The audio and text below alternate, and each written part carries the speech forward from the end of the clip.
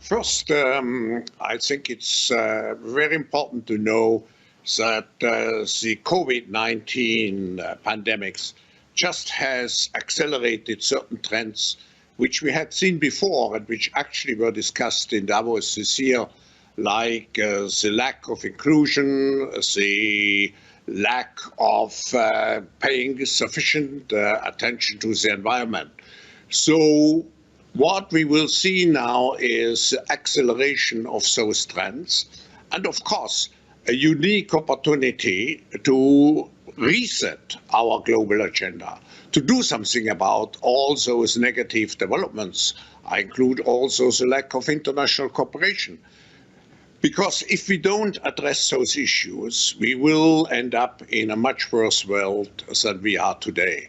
So let's use this window of opportunity and let's recreate a global framework which really is in line with the requirements of a society in the 21st century.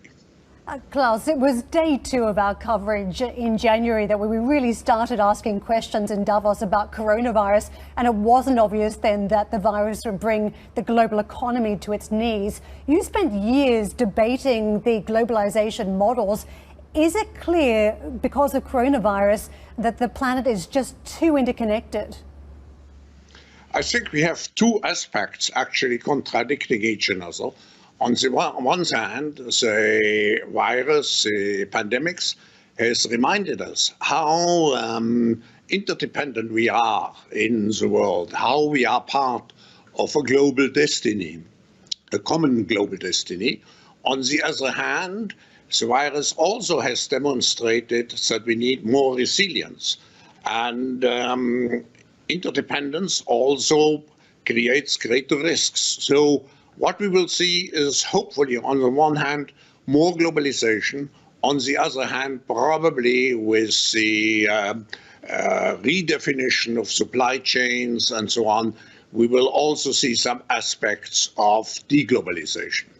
You mentioned global coordination a moment ago, and clearly as we progress, questions are going to be asked, how do we avoid a pandemic, a health crisis like this in future?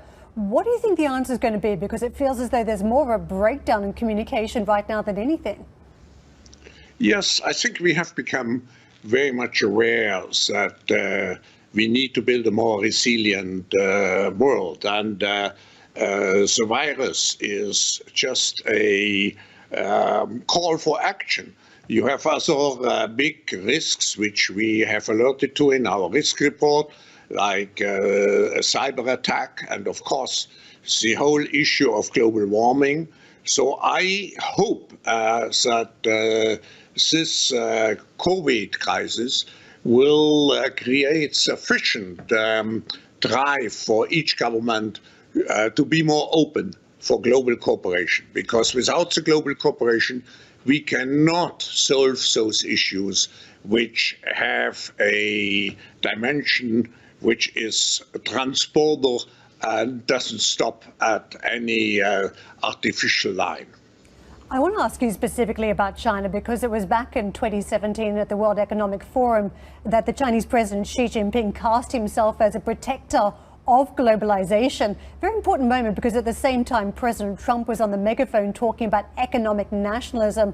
That said, as we progress and we ask questions about the origin of the virus, how do you think China has been damaged by this virus in terms of its standing in the world community?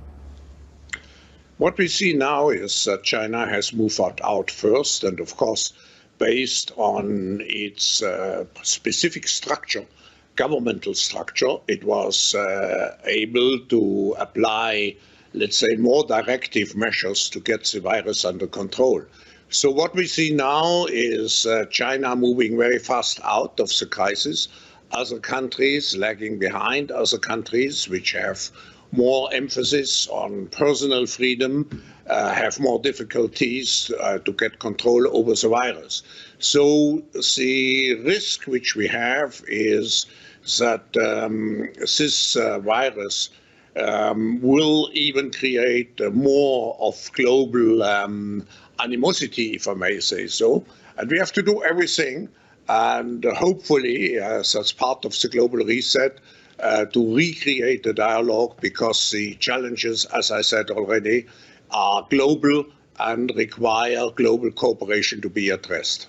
How concerned are you about the animosity between the US and China? Because as we wrapped up Davos, it felt as though we were making progress on the trade front. But here we are now, a few months later, and it feels as though we've rewound even on that front.